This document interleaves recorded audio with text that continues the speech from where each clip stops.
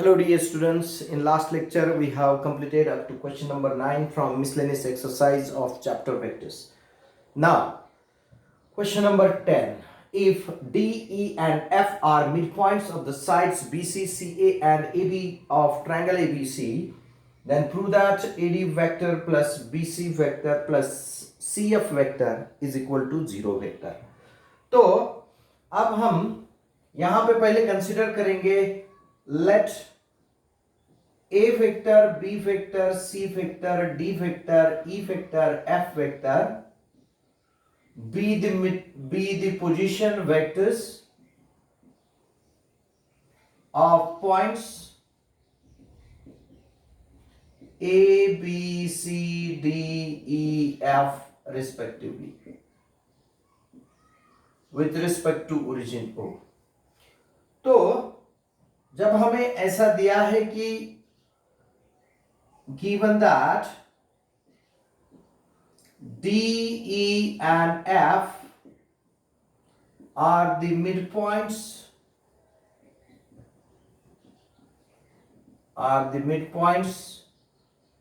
of sides BC, CA and AB respectively, therefore D vector is equal to D is a midpoint of BC. D ये BC का midpoint है तो midpoint formula use करेंगे. D vector is equal to आएगा B vector plus C vector upon 2. वैसे ही E vector is equal to आएगा E is a midpoint of CA, therefore it is C vector plus A vector upon 2. और F vector is equal to आएगा A vector plus B vector upon 2. ये तीनों vector हमने find out किए position vector. अब हम इसकी LHS लेते हैं. LHS is equal to AD vector plus BE vector plus CF vector. Now convert these vectors in the form of their position vectors. Therefore it is D vector minus A vector plus E vector minus B vector plus F vector minus C vector. अब हम इसमें D vector, E vector, F vector ये substitute करते हैं. तो D vector is equal to क्या आ गया? B vector plus C vector upon 2 minus A vector plus E vector है C vector plus A vector upon 2 minus B vector और plus F vector है A vector plus B vector upon 2 minus C vector. तो इन तीन vectors को साथ में लेंगे हम. That is nothing but 1/2 common लेंगे.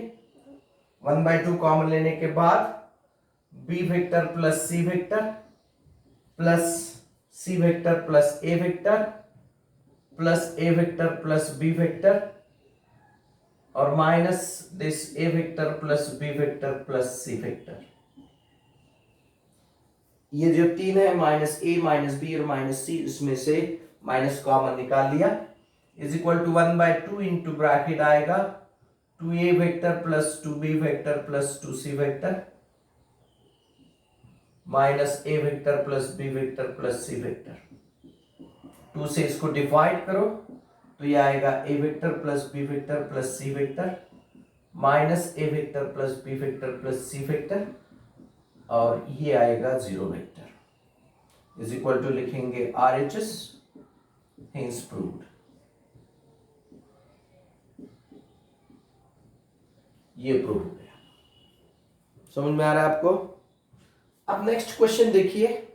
ये क्वेश्चन मल्टी कंसेप्टेड क्वेश्चन है जिसमें आपको सब कंसेप्ट्स याद होने चाहिए. क्वेश्चन है find the unit vector that parallel to the tangent line to the parabola y is equal to x square at the point 2,4.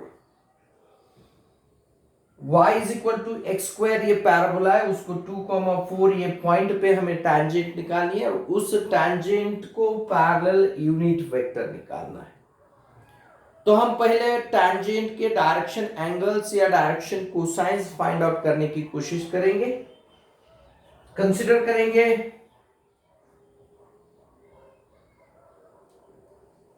let alpha beta gamma be direction angles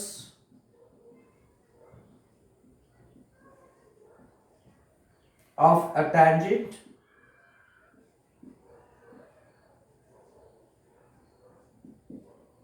now parabola y is equal to x square.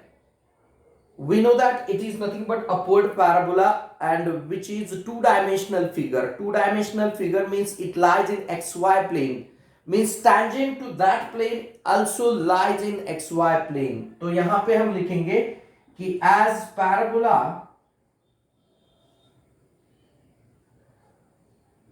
lies in xy plane, therefore tangent to it also lies in xy plane.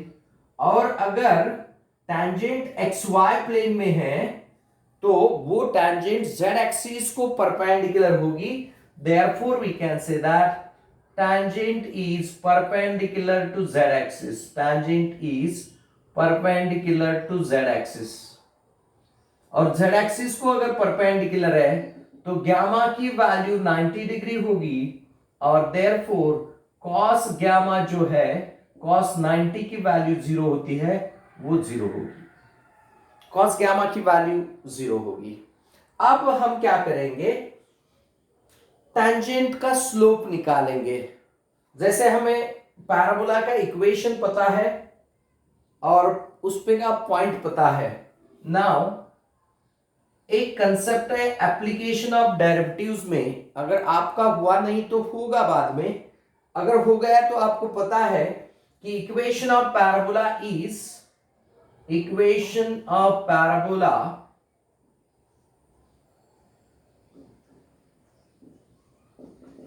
y is equal to x square. Differentiate करेंगे हम इसको with respect to x, तो dy by d x is equal to आएगा 2x. dy by d x की value 2x. तो dy by d x हम find करेंगे. dy by d x at 2,4 is nothing but 2 into 2, that is 4. Therefore we can say that slope of tangent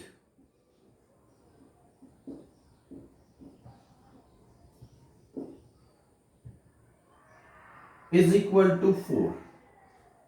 अब देखिए, अगर tangent x axis के साथ alpha angle तैयार करती है तो टैंजेंट का स्लोप होगा tan alpha, because alpha is the inclination angle made by that tangent with x axis यानी अल्फा.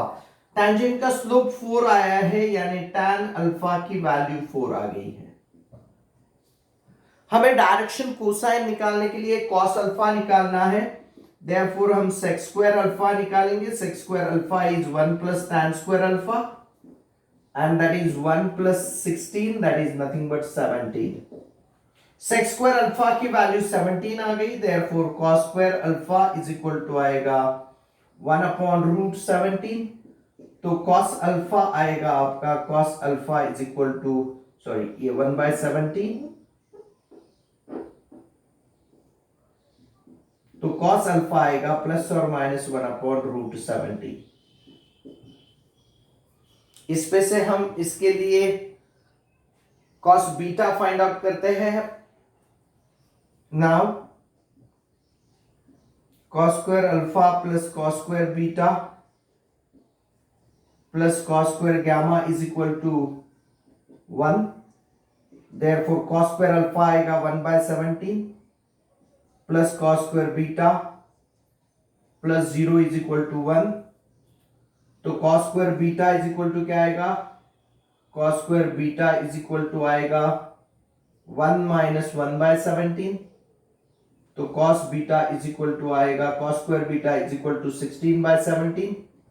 तो cos beta is equal to आएगा प्लस और minus 4 upon root 17.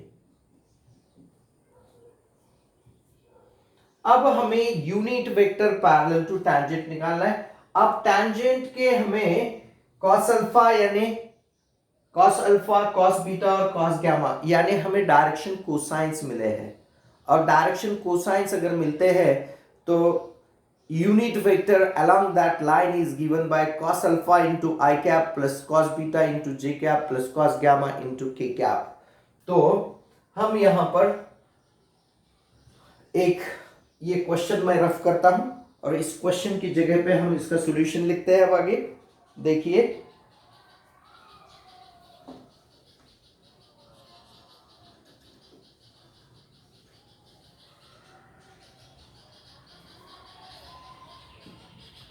therefore unit vector parallel to tangent is given by,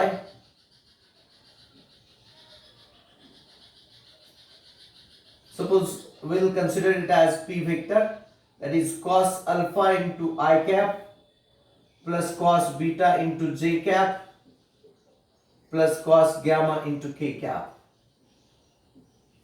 that is equal to plus or minus 1 upon root 17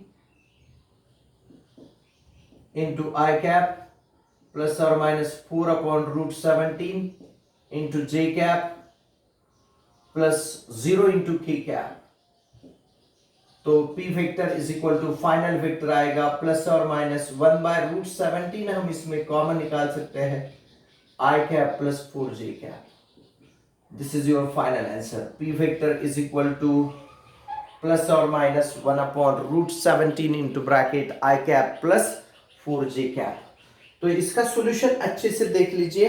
यहां पे एक extra concept है which is from derivatives, how to find the slope of tangent at any point to the curve. Slope मिल गया तो हमें tan alpha की value मिल गई, tan अल्फा मिल गया, यानी इस पे से हम cos अल्फा निकाल सकते हैं। और एक बार cos अल्फा और cos बीटा दोनों हमें पता चल गए तो हम cos बीटा निकाल सकते हैं। और along tangent which is the unit vector, that is cos alpha into I plus cos beta into j plus cos gamma into k, that means it is parallel to that tangent। तो ये final answer होगा आपका। दोनों question के solutions आप अच्छे से देख लीजिए, नोट्स में क्वेश्चन हर बार देख लीजिए। आप नोट्स के प्रिंट आउट अगर आपके पास नहीं है तो भी आपको जो पीडीएफ प्रोवाइड की है उस पे से आप हर क्वेश्चन को देख के उसके सॉल्यूशन लिखते चलिए। ओके, तो चलो इसको नोट कर लीजिए, आगे चलते हैं क्वेश्चन नंबर 12 की तरफ।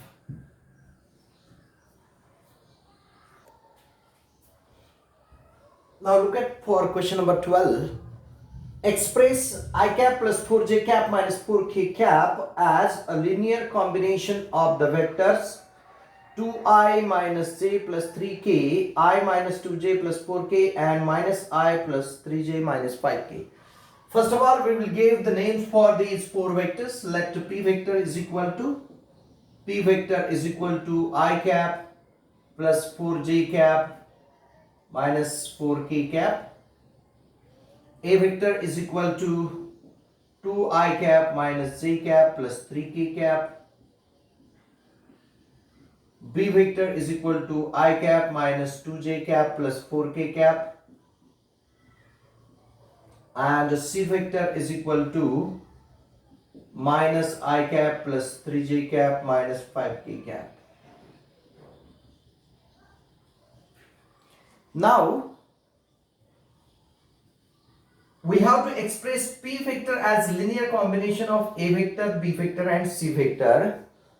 Therefore let p vector is equal to x into a cap, x into a vector plus y into b vector plus z into c vector. Substitute these values, therefore I cap plus 4j cap minus 4k cap is equal to x into bracket this 2I cap minus j cap plus 3k cap plus y into bracket I cap minus 2j cap plus 4k cap and plus z into bracket minus I cap plus 3j cap plus 5k cap. Minus 5k cap. पहले हमें consider करना है let that p vector can be expressed as a linear combination of a vector, b vector and c vector. अब हमें suitable values of x y z find करने के लिए x y z में के रिलेशन फाइंड करने हैं, तो राइट साइड को सॉल्व करके लेना है हमें। तो इसे लिखेंगे हम i cap plus 4j cap minus 4k cap as it is equal to, अब i के कोएफिशिएंट कैच करेंगे हम, ये 2x y और माइनस z, यानी यहां पे आएगा 2x plus y minus z into I cap. फिर दूसरा माइनस x माइनस 2y और plus 3z plus minus x minus 2y plus 3z into j cap, ये x into minus 1 minus x, y into minus 2 minus 2y and z into 3z, और k के लिएंगे ये 3x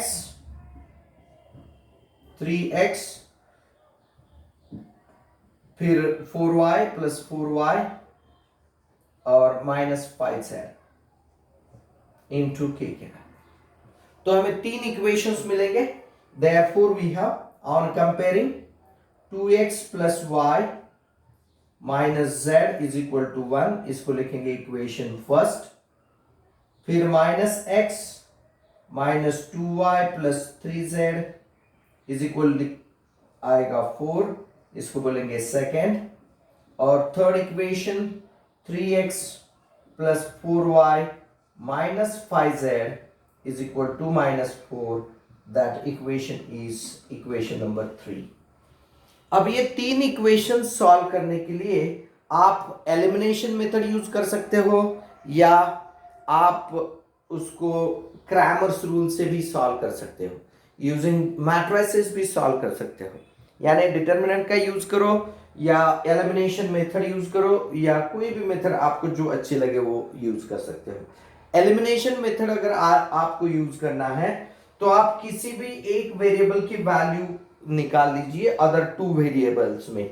मैं यहाँ elimination method कैसे use करनी वो बताता हूं आपको। क्रैमर्स रूल और मैट्रिसेस में हमने ऐसे इक्वेशंस कौन से दो फॉर्म, मैट्रिक्स इक्वेशन का जो फॉर्म है या रिडक्शन मेथड, दोनों मेथड से सॉल्व किया हुआ है।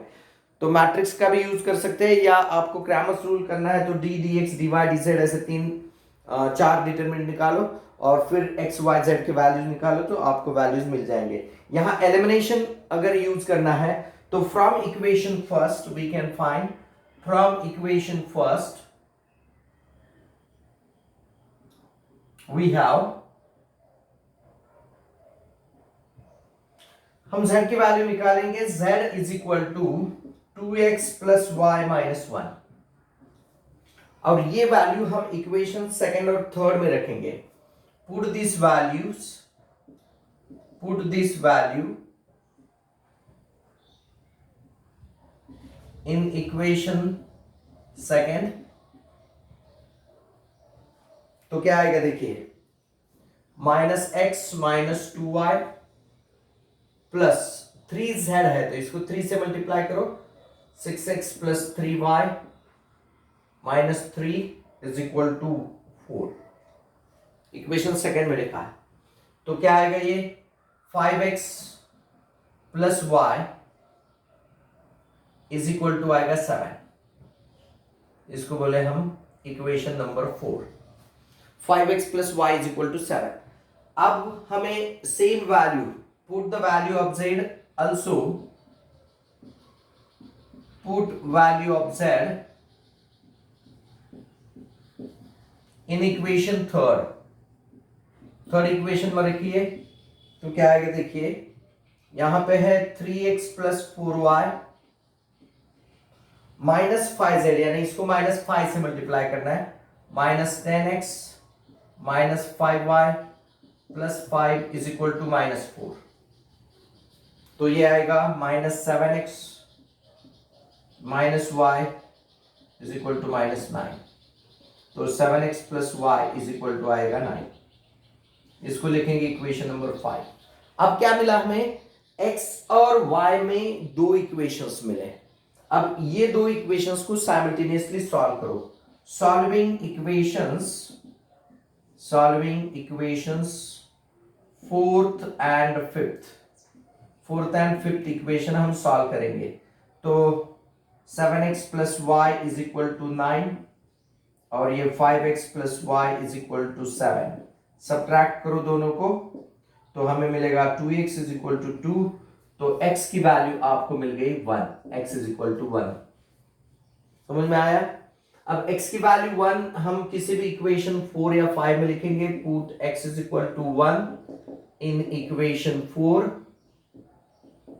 तो क्या मिलेगा हमें?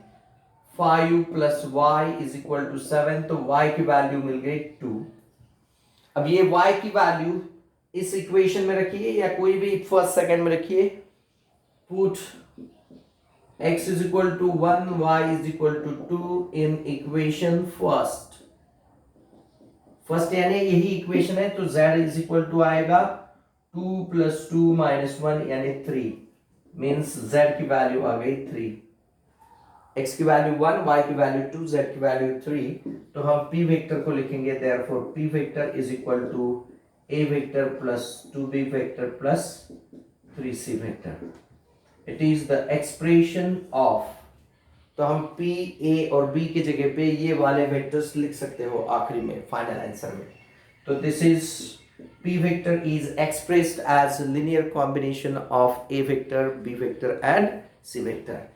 तो इसके पहले भी ऐसे क्वेश्चन सॉल्व किए, अभी मिसलेनियस चालू है तो सभी क्वेश्चंस हमारे रिपीट हो रहे हैं। इसको अच्छे से एक बार नोट कर लो, ठीक है। आगे चलते हैं क्वेश्चन नंबर 13 की तरफ।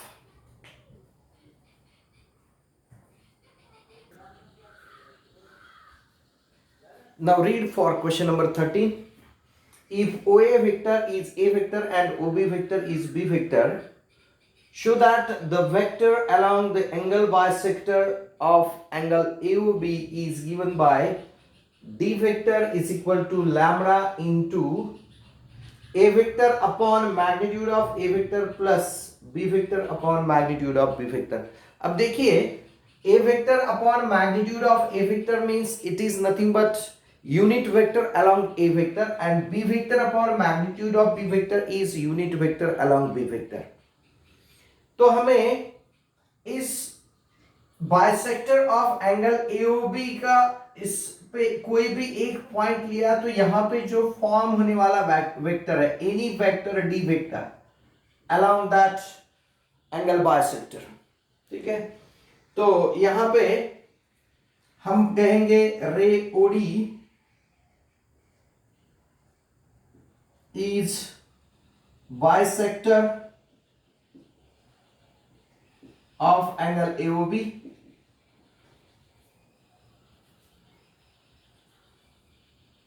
given OA vector is equal to A vector and OB vector is equal to B vector।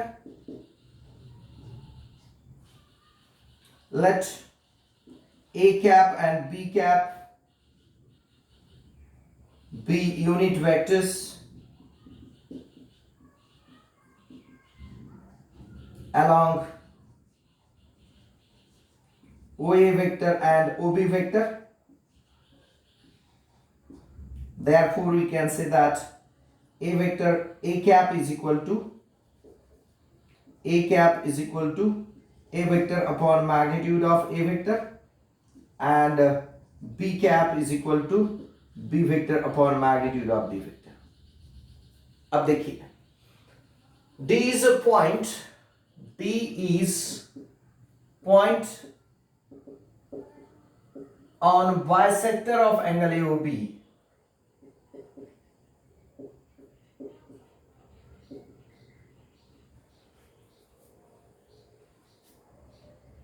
Draw D point से हम यहां पे एक परपेंडिकुलर यहां पे एक लाइन डालेंगे जो which is parallel to a vector. आप ये बी वेक्टर को भी पैरेलल निकाल सकते हो, ऐसा कुछ नहीं, किसी को भी एक वेक्टर को पैरेलल। Draw DM parallel to OA, DM parallel to ओए।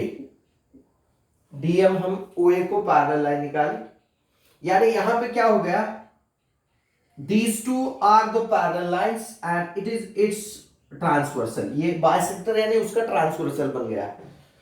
तो अब देखिए अगर ये बाइसेक्टर है, यहां पे हमें पता है now angle AOD is equal to angle BOD,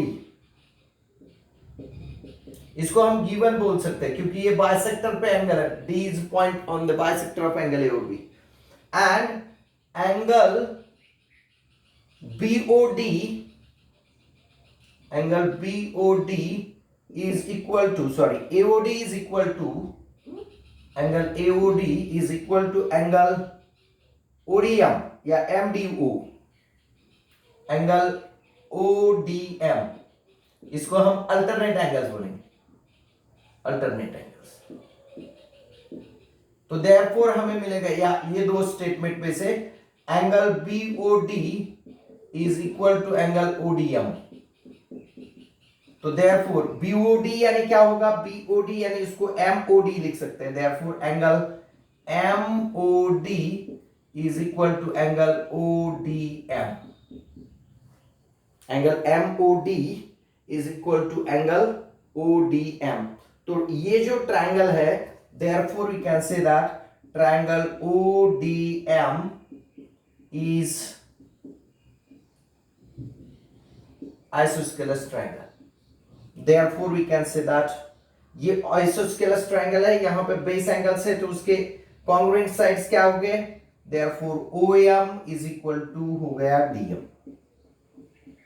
ये जो ज्योमेट्रिकल प्रूफ है, देखिए हर question as it is concept पे डिपेंड आएगा, ऐसा नहीं, यहां पे अभी 10th के बहुत सारे कंसेप्ट्स, ये जितने भी है 9th और 10th की ज्योमेट्री जो है वो आपकी अच्छी चाहिए, तो आपको ये पता चलेगा कि क्या हो रहा है। यहां पे OM और DM की लेंथ सेम हो गई, तो हम इस लेंथ को कंसीडर करेंगे, let length of OM is equal to length of DM is equal to suppose lambda, where lambda is scalar, lambda कोई भी स्केलर है ऐसे कंसीडर करते हैं।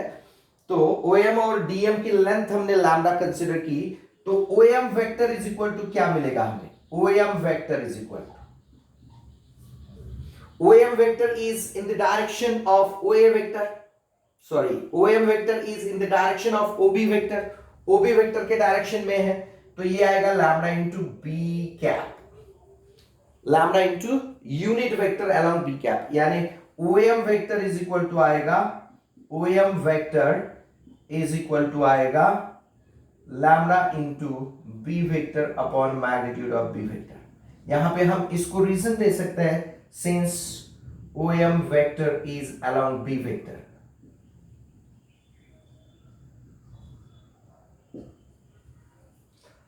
और DM की लेंथ लैम्डा है DM, यानी OA और MD ये सेम लाइन में, सिमिलरली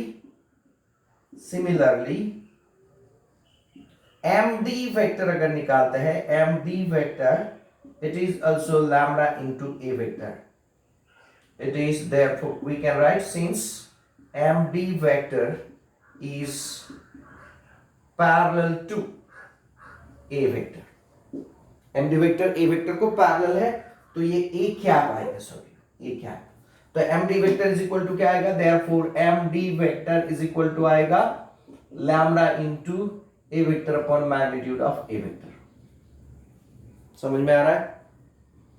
अब देखिए D वेक्टर निकालना है in triangle ODM using triangle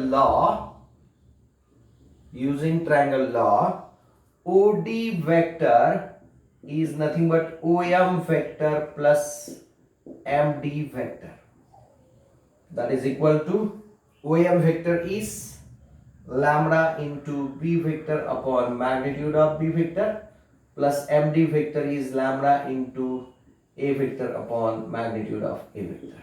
OD vector can be written as D vector is equal to lambda into bracket A vector upon magnitude of A vector plus B vector upon magnitude of B vector. Hence proved.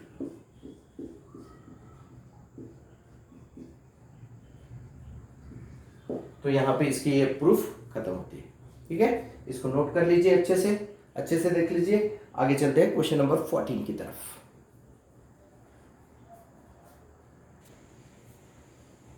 Now look at for question number 14. The position vectors of three consecutive vertices of a parallelogram are I plus j plus k, I plus 3j plus 5k and 7i plus 9j plus 11k. Then the position vector of the fourth vertex is. Concept समझ में लेने का हमें, जैसे ही हम कोई parallelogram को देखते हैं तो इसकी एक प्रॉपर्टी हमें याद आती है कि diagonals of parallelogram always bisect each other. यानी AC और BD ये जो बाइसेक्टर्स डायगोनल्स है, दे बाइसेक्ट ईच अदर, ये एक दूसरे को बाइसेक्ट करते हैं।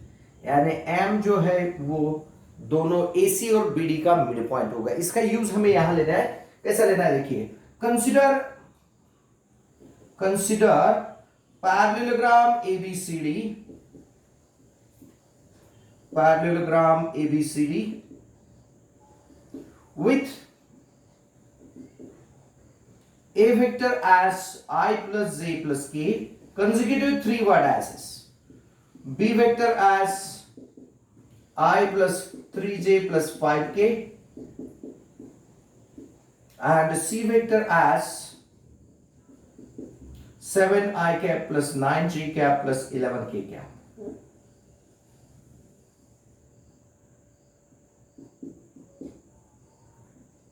ठीक है, डी वेक्टर हमें फाइंड करना है।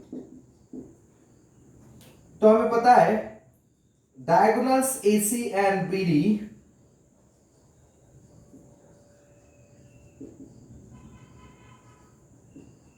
bisect each other.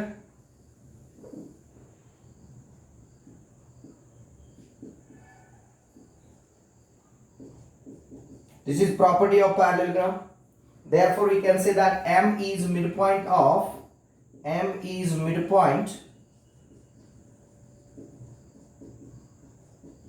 AC and BD.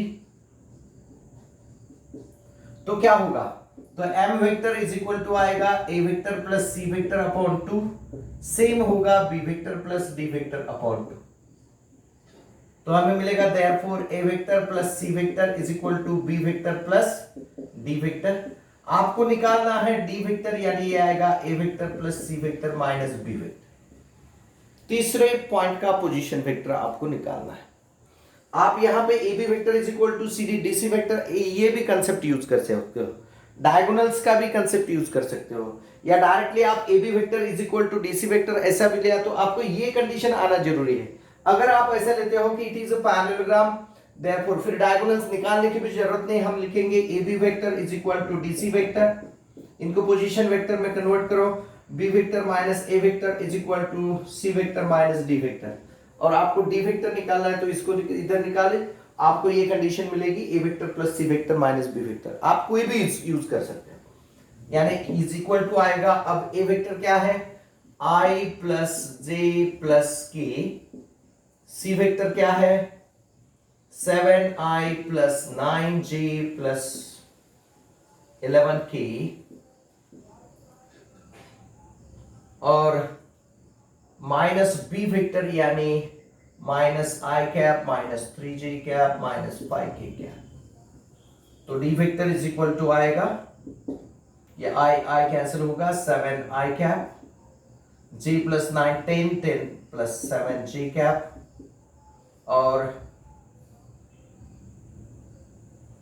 K cap के लिए K 12 minus 5 plus 7k cap. तो D vector is equal to आएगा 7i cap 7 into bracket I vector plus J vector plus K vector. This is nothing but D vector. ठीक है, this is position vector of the third point. Now look at this question number 15. It is also very easy. A point P with position vector given divides the line joining points A and P in the ratio 3:2. Then find the position vector of point B or find point B. हम consider करेंगे यहाँ पे let A vector, B vector, P vector be position vectors of points A, B and P respectively.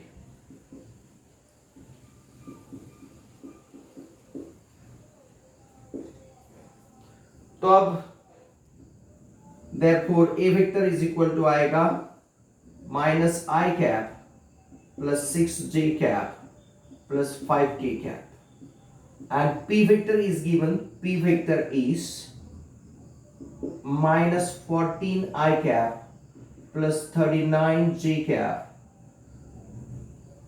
plus 28K cap upon 5. अब दिया क्या है? Given that point P divides segment AB in the ratio 3:2. Therefore P vector is equal to क्या आएगा? 3 into B vector plus 2 into A vector divided by 5. Therefore 5P vector is equal to आएगा 3B vector plus 2A vector. हमें B vector निकालना है तो 3B vector is equal to आएगा 5P vector minus 2A vector. तो 5P vector यानी क्या होगा? यहाँ पे देखिए 5P यानी इसको 5 से इधर लेके आ गया तो ये आएगा minus 14I cap plus 39J cap plus 28K cap, और minus 2A vector इसको minus 2A करो तो minus 2 से इसको मल्टीप्लाई करो तो plus 2I cap, minus 2 से इसको मल्टीप्लाई करेंगे minus 12J cap, minus 2 से इसको मल्टीप्लाई करेंगे minus 10K cap. तो 3B vector is equal to क्या आएगा? Therefore 3B vector is equal to क्या आएगा ये? minus 14I plus 2I minus 12I cap, 39J minus 12J is plus 27J, and 28 minus 10 is plus 18K. 3 से इसको divide करो तो B vector is equal to आएगा minus 4I cap plus 9J cap plus 6K cap. Therefore point B has coordinates minus 4, 9, 6. ठीक है, simply हमें use करना है section formula for internal division for this question. आप ये क्वेश्चंस के answer अच्छे से नोट डाउन कर लो. आज के लेक्चर में यहाँ तक काफ़ी है, फिर मिलेंगे नेक्स्ट लेक्चर में. तब तक के लिए गुड बाय, थैंक यू.